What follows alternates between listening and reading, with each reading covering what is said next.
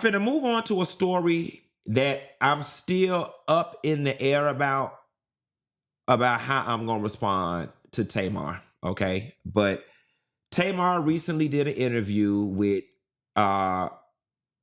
Loreal, and I don't know. She just did something I didn't like. Take a look. Are you aware of what really happened to you? No, I'm not. Or can you talk about what I can happened? talk about it, but I'm not aware of what really happened to me. Yeah. All I know is that I went to a friend's birthday party. I gave a friend a birthday party. Hello. You thought was your friend. Well, we ain't even gonna touch on that. Yeah. I came home like I would normally do. Well, you kind of know the spiel. I come home, I'll take a shower, I'll wash my face, I'll come back in the kitchen. We'll have, have more. Okay, so the rest of the interview is irrelevant. Tamar, I'm gonna speak to you directly. I never wanted what transpired between me and you to transpire. I didn't. In this moment, it's still not something that I'm very proud of. And I honestly wish that I could go back a couple months and we could be in the place that we were before this happened. But what I can't tolerate is the sly shade, the sly messiness, and this thing that you do. You do just enough. You do just enough that when somebody calls you on it, then you can dip your hands back and be like, I didn't do nothing. What? I didn't do nothing. I didn't say the person's name. Okay, you started out with... Are you aware of what really happened to you? No, I'm not. Or can you talk about I can talk about it, but party. I'm not aware of what really happened to me. Yeah. All I know is that I went to a friend's birthday party. I gave a friend a birthday party. Okay. I don't like that. I don't like that at all, because I'm telling you to your damn face, you was a bold-faced, bald-headed, goddamn liar, okay? That night was never about me. You and Zoe and all the rest of them, y'all was looking for something to eat. Y'all called me and was asking me what was there to eat up in my direction. I said everything up my way closed. I was like, we could always go to Roof Chris. Y'all said, fuck it, meet me at Roof Chris. I met y'all at Roof Chris, you and Zoe. In comes walking Mendeecees and his homeboy, okay? Now, this is the third time that me and you have been hanging out, and out of nowhere, here comes Mendeecees, okay? Now, you can make of that whatever the hell you want to make of it, okay? I was tired. I wanted to go home. Y'all said we going over here to Sauce in Buckhead. Meet us at Sauce. I said, y'all, I really don't want to go. I drive my car over to Sauce. By the time I get to Sauce, Zoe calls and says, Tamar said, just leave your car at her house and we're going to go to V12. I didn't even want to go. You didn't throw me no party, love. Why are you doing this? Why is it so important for you to create this narrative like you were doing something for a friend and a friend did you so wrong? Okay? So now you and Mendeecees sneaking and dealing around. Mendeecees was behind us at the V12, okay? He just didn't want to walk in, or they had arranged it because he didn't want to be caught up all in the mix. If you were throwing Quentin a party, Tamar, the sign would have said Quentin. The sign would have said Funky Dineva on it, okay? Now, in fairness, it was my birthday week, and maybe in your mind, you were saying, let's go out and continue to hang for your birthday, or it's your birthday, let's hang. But to create this narrative that you went to throw a birthday party for a friend and this friend did you so wrong, that's not right, Tamar, and it's not fair to me, and my feelings are hurt behind it. My feelings are really hurt behind you trying to create this narrative. And here is what the situation is, my love. For whatever reason, you being Tamar Braxton that you are, you like running to the internet and stirring up mess and confusion and drama. It's what you like. There is no real world where anybody busts out the front of their damn mouth and then start talking about they woke up in a pool of blood and they almost died. I did not play it in this interview, but at the time in which you went to the internet, you said you woke up in a pool of blood and almost died. In this interview with Loreal, you mentioned that you were home with David or somebody, and they said, we need to call the ambulance. And you were like, no, we're not calling no ambulance, which suggests to me that you did not almost die. Okay. But now, since you want to be like this, let's be like this. Part of the problem with this whole thing was, Tamar, is that I was never comfortable with the relationship that you and Mendeecees had in front of me, okay? All of that, you at the music video shoot in your booty shorts, sitting on top of him meeting us up at restaurants every time we met up, I was very uncomfortable with it. And if we gonna tell it, let's tell it all. So since you were throwing a party for a friend's birthday party, do y'all want to know why I did not get out the car and go upstairs with Tamar when we got back to her house?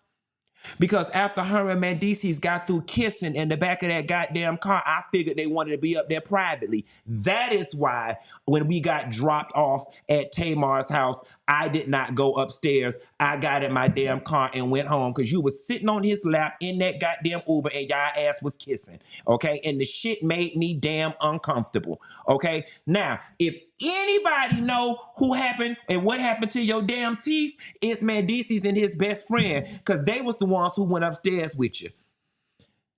Now, I don't know whether they was fucking your ass from the back and ran your head through the headboard or what, okay? But if anybody need to be investigated on what happened to you in your damn teeth, it need to be Mendeecees and his friend, because that's who went upstairs with you. That's who went upstairs with you. Okay? All the phone calls I got at the V12, is Tamar drunk? Why is she sitting on Mendeecees' lap like this? Why is she sitting on Mendeecees' lap? And see, here's the thing. I hate that I even chose to go this route because it follows the narrative of, oh, he just a messy sissy who couldn't wait to get mad day to tell her business, keep the messy punks from round you. Like, it would seem to me, Tamar, if you knew that I was holding on to all of this, that you would just leave me the fuck alone.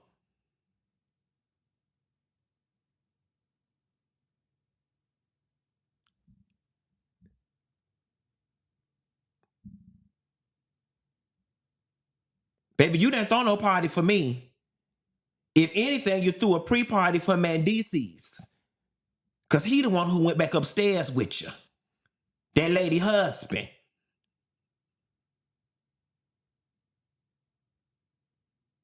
And see, y'all be around here in these blogs and shit thinking y'all be knowing what y'all be talking about.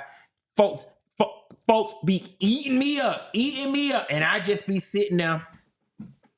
If only y'all knew. If only y'all knew. He's such a bad friend. He's such a bad friend. If she was drunk, why he didn't go upstairs with her? That faggot just want to be around her. He just want to be around her because of XYZ. A real friend would have went upstairs with her. I didn't need to go upstairs with her because that lady, her husband, went upstairs with her.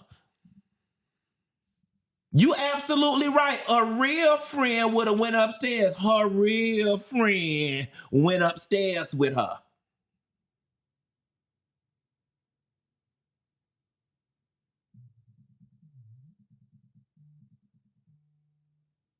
Hold on one second. This is my auntie nursing home. Quentin Latham.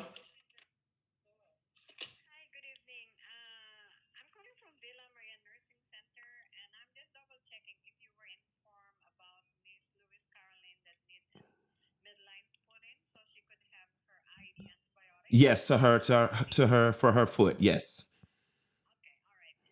Thank you. Bye. Um,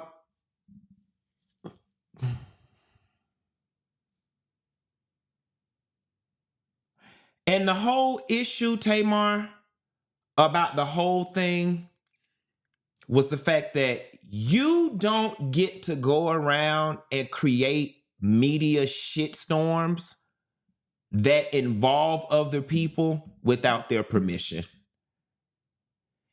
That whole my teeth fell out, and I don't know what happened. Tamar, like, sis. And then you had that Spanish lady make that video down in Miami lying. There is nobody who had the amount of mouth trauma that you had that healed that quickly.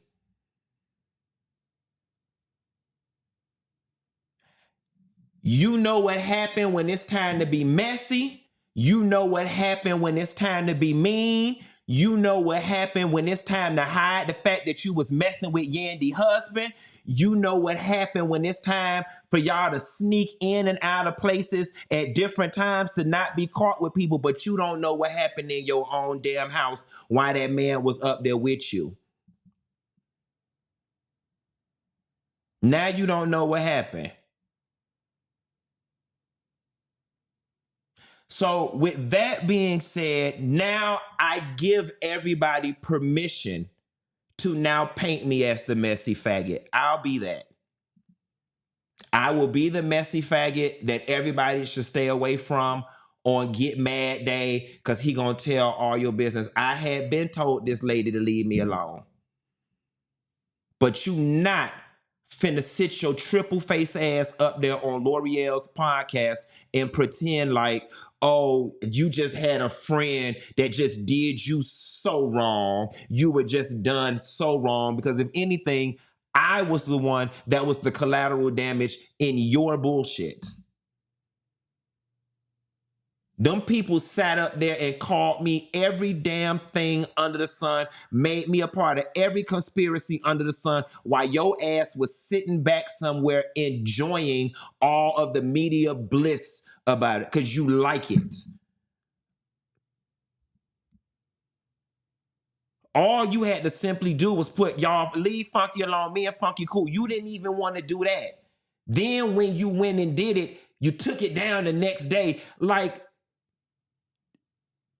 and granted, there is a world where people can say, well, Q, you know, I get it. Some people did not know until I addressed it. But for the record, she went out and said she almost died.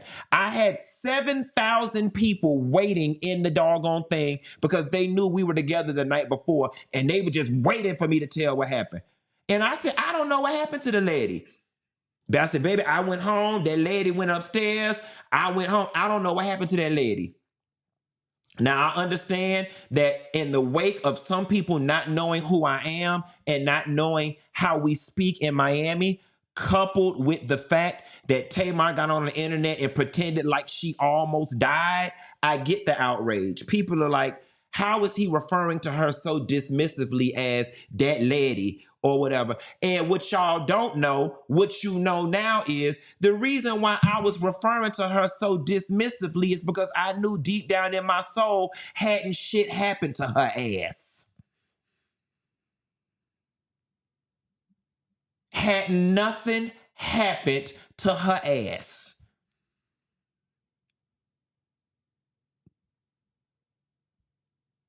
It would seem to me, before you get on the internet and try to tell people you almost died, that you would have called Olivia Benson from Law & Order to figure out what happened to your ass.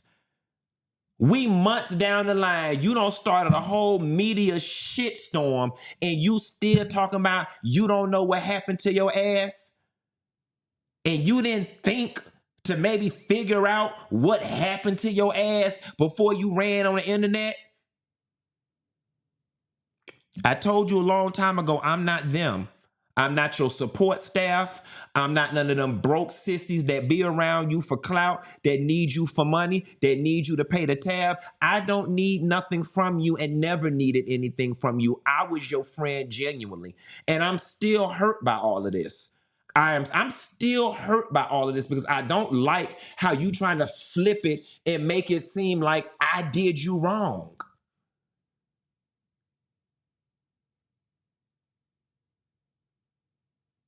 The only person who was did wrong in this situation is Yandy.